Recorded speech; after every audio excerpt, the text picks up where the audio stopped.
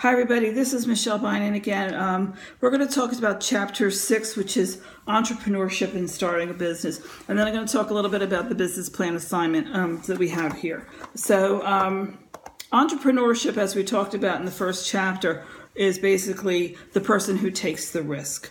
Has the idea, generally speaking, and wants to start this business venture. Now, why do people do this? Some people go, oh, because they want to, they want to run their own show. Absolutely. So they have an opportunity to do what they want to do, to make all the profit. They want to have some independence. And maybe they're up for a challenge. Who knows? But there's a lot of reasons that drive people to be entrepreneurs. Some people are serial entrepreneurs. They just start business after business after business, some of which they let lay fallow. Otherwise, sometimes people have 3 or 4 different businesses going on at the same time. There's no guidelines to who can start a business. You're not too young and you're never too old. Many people in their 50s and 60s start opportunities that, it's kind of like both ends of the scale. You can start very young before you have, all of the responsibilities of family and mortgage and things like that. And then a lot of folks, when they get older, they look into starting their own business because of the same thing. Some of their financial moves have, their financial responsibilities has shifted as their children have flown the nest. Many businesses start out home-based. I mean, even if you look at things like businesses like Apple and things like that started out in people's garages or very small, in a dorm room like Facebook, those kinds of things. So a lot of people start out home-based. There's advantages and disadvantages to doing that.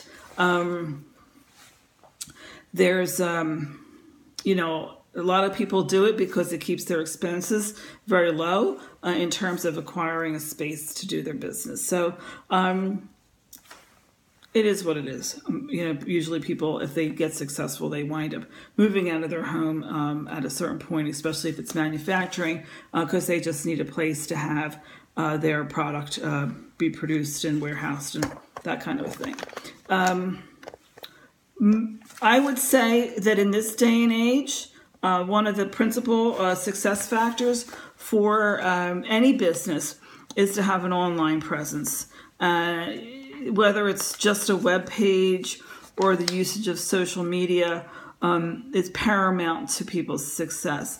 There are folks out there that are the only thing that they produce is media content. So online, whether it be through Twitter, YouTubers and things like that. So certainly technology and the usage of that space is very, very important. There are businesses out there that would not exist without an online or some kind of an e-presence.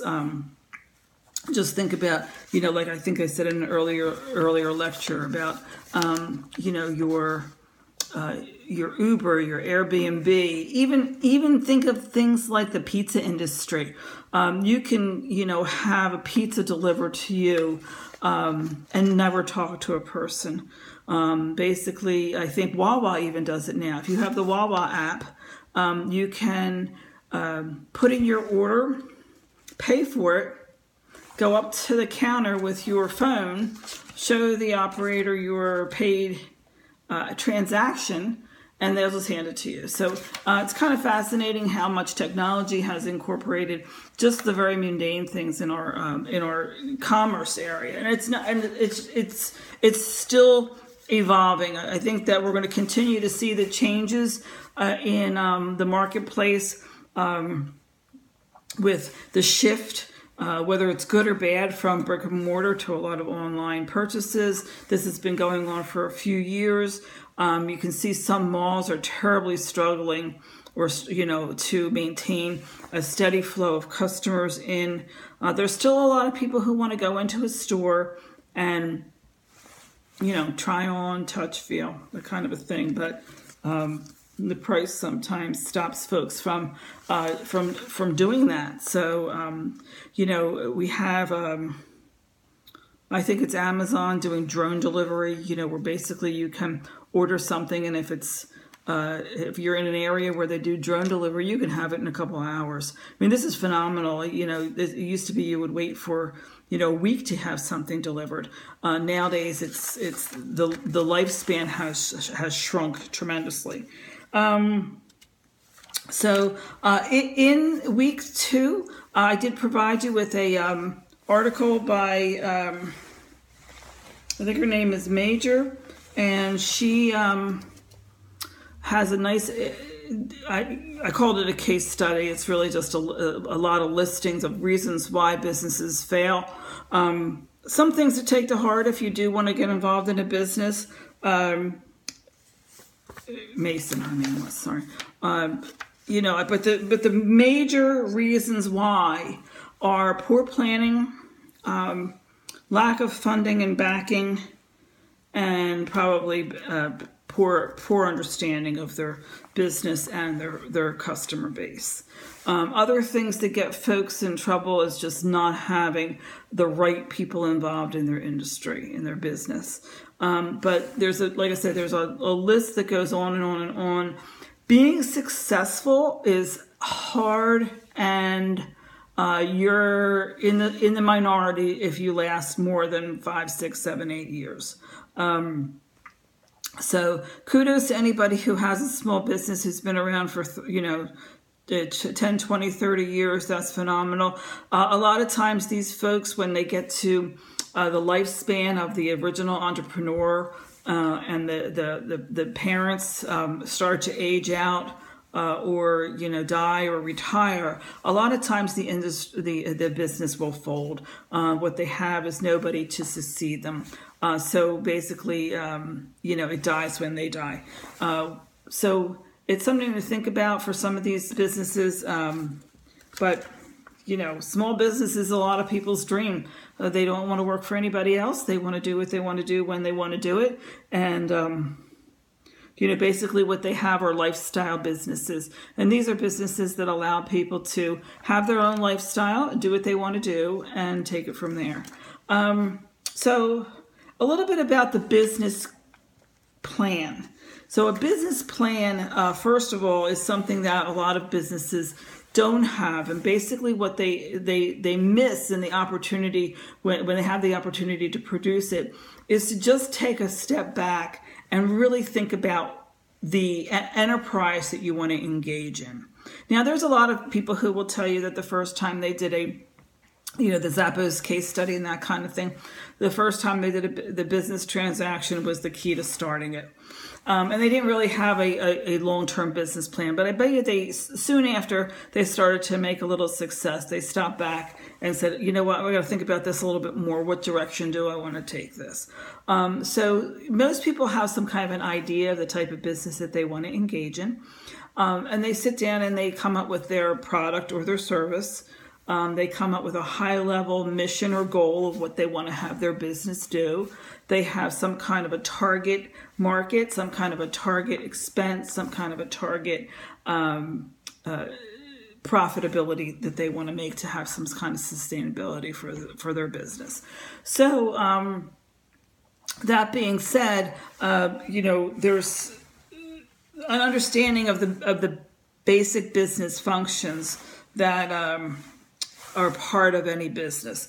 So you have to have some planning going on, finance, know your customers, be able to manage your employees if you have any, and be able to record keep. So the accounting component and all of the adherence to regulation is very, very important. Okay, so about the business plan. Business plans take time to write, and they very much evolve. So you start out with one, and basically people say, I'm going to have a first-year plan and maybe a 3-year component to it and a 5-year. So basically, folks will sit back and they'll just try to make a determination of what they want to do with their business. Sometimes they stop. Sometimes people go, you know what, now that I've thought about this is a far more a large undertaking than I want to be involved in. Or they'll look at their market share and they'll go, you know what, there's already 25 daycare centers in this 2-block radius.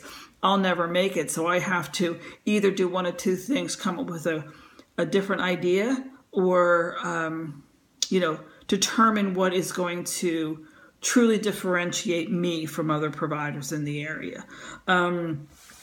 It's certainly something that makes people think about what they're doing. Business plan, so it takes time.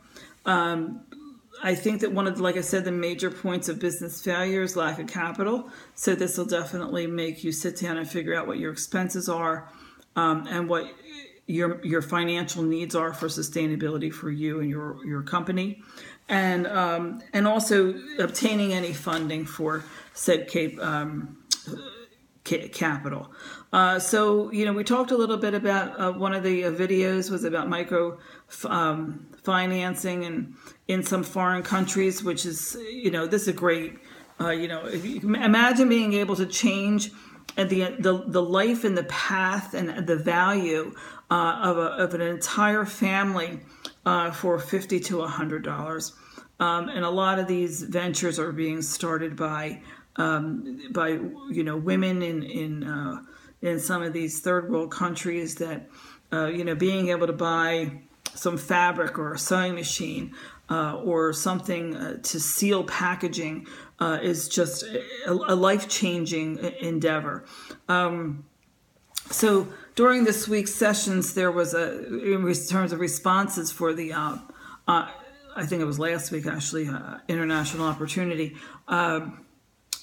People had different stands on that. Some people said, "Yep, I think we can, in the U.S., do some kind of microfinancing," and some people said no. So we do have a finely tuned loan program in the U.S. We have the Small Business Finances Investment Corporation. We have banks that will lend to small businesses and the like. And there's always angel investors. There's a lot of different opportunities out there for funding your own company. I'm not so sure. I mean, I think that there's some people who have started businesses and will continue to do so on a $100 investment. I mean, I'm sure there's a couple go-getters in the area who've bought a power washer and started a power washing business, or bought a lawnmower and started a lawn care business. So the dream never dies. And, I think that, like I said, kudos to anybody who wants to give those small business ventures an opportunity.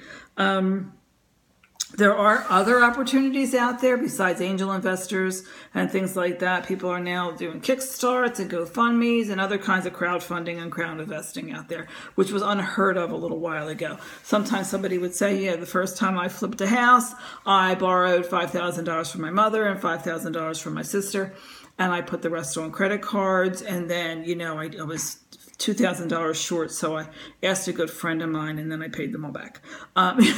This goes on and on and on. So, coming up with the funds is the interesting part. When you're starting a business, you like I said before, you got to know your market. You got to be able to manage your employees. Accounting assistance is out there. And so is legal assistance out there for small business. Don't get yourself in any kind of a situation where you haven't done proper bookkeeping or don't have yourself set up in a legally represented way. And also do your market research. Important to know that. If you ever wondered why you see a McDonald's next to next to a Chick-fil-A and across the street from a macaroni grill or whatever the case may be in your area, that's because somebody has done market research, and at least one of those companies, and McDonald's is a driver in a lot of those areas, and has said, yep, this is an area where we can afford to put a store because there's enough traffic and enough throughput, and we've done the demographic study to show people do spend their money on this type of this entertainment or dining out. So you have to do your market research because it's a success factor issue. Okay, so I want to talk a little bit about your business case assignment. So this week, what we have to do is just get the ideas out so that, and I set up a discussion board for that purpose. so that everybody could just put their ideas on the discussion board, and then we could have a little dialogue of whether or not your idea is robust enough, if it's there's enough to speak about, and you can tell us a little bit about why you want to do this, a little bit about what your mission is, a little bit about your high-level corporate structure. Very, very small snippet, of couple, maybe a page or so on the board. I think I outlined 4 or 5 things that I think that would be a good idea to include, so that other people in the class can have an idea of what you're going to do your assignment on. Pretty much any type of business that is something that is of interest to you. I've had some very interesting conversations with prior classes on from house cleaning businesses to production of edible cannabis products, so pretty much anything that's interesting to you, or that's whether or not you would actually do it as a business or not is not really important. It's just being able to have enough of an idea to wrap the case around. So I did put a sample of a business case out there. That template is not required. If you have a template that serves the purposes of your business better, please feel free to use that. There are many out there on the internet, and there's also a high-level business plan outline in the book. So use that as an idea. So important things to include in that are your statement of purpose, your type of business structure, that would be corporation, partnership, your mission statement, your vision. So we'd like to hear a little bit about what you're trying to do. It probably is a good idea to use a couple of analysis tools. So something like a SWOT, a strength, weaknesses, opportunities, and threats matrix would probably be helpful.